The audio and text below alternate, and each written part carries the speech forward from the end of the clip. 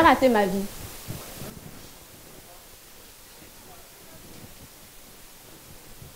En Afrique, lorsque vous n'êtes pas docteur, comptable, avocat ou même professeur, c'est que pour le commun des mortels, vous avez raté votre vie.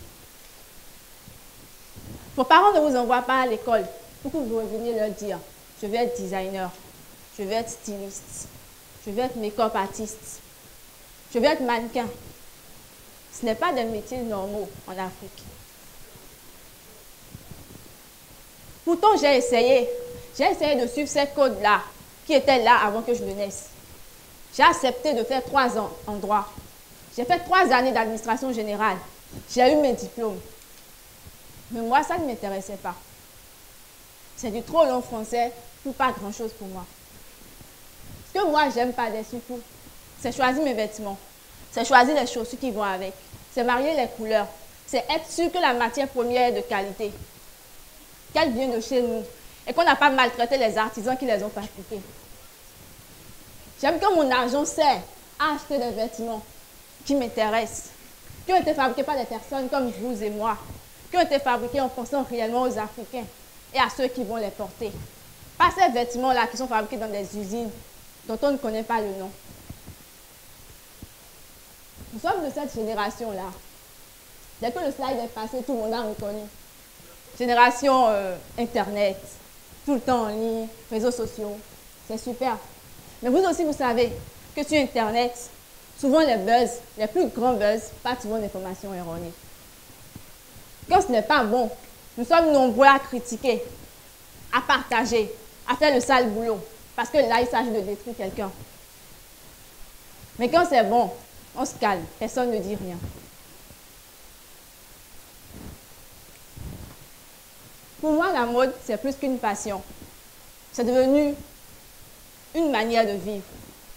Au début, j'en ai commencé en m'amusant, comme je le disais.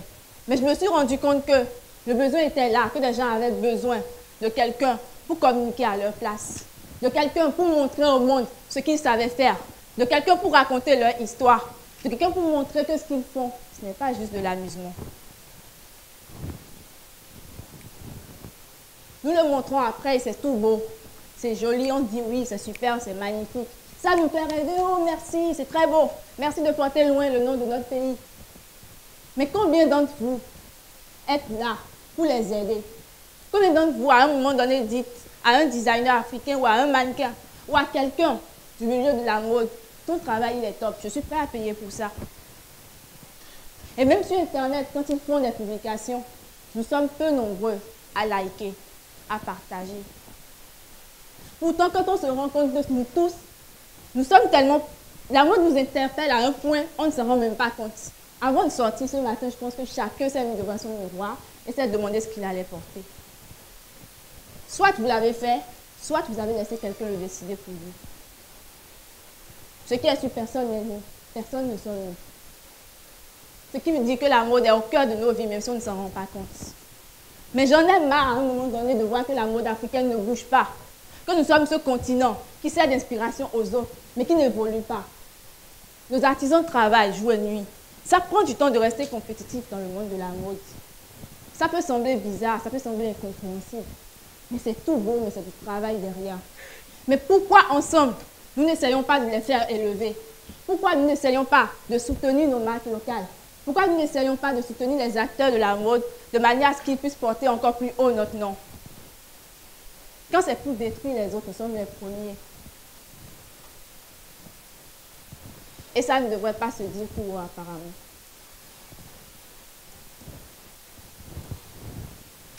Je pense qu'ensemble, nous pouvons libérer le potentiel de la mode en Afrique. Le prochain Zara peut être africain. Le prochain H&M peut être africain. Mais pour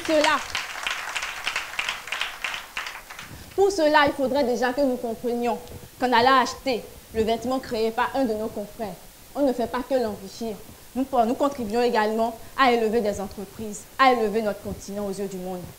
À chaque fois, nous créons les pièces les plus avant-gardistes, mais d'autres viennent les récupérer, passent du vernis dessus et passent number one. Pourquoi? Pourtant, nous sommes sur Internet, nous avons ce super outil actuellement qui peut nous permettre de tendre notre voix, d'élever encore plus notre voix, de montrer qu'en Afrique, nous existons, que nos artisans ont du talent, que nos acteurs, nos mannequins, nos designers, nos make-up artistes font un travail énormissime. Mais non, en Afrique, quand tu fais, c'est bien, on ne dit jamais rien. On ne t'encourage pas. Ou quand tu as un store, on vient, on fait des photos, on va le faire au produit par le gars du quartier. Ça coûte moins cher. La qualité a un prix pourtant. Je crois qu'ensemble, nous pouvons le faire.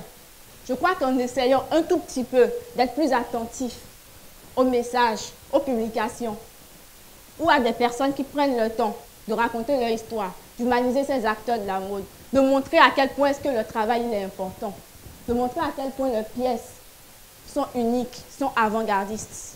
Nous pouvons les soutenir également.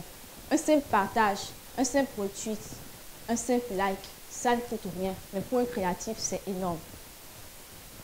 J'ai raté ma vie. J'accepte. Et si c'était à refaire, là, je le referai sans hésiter.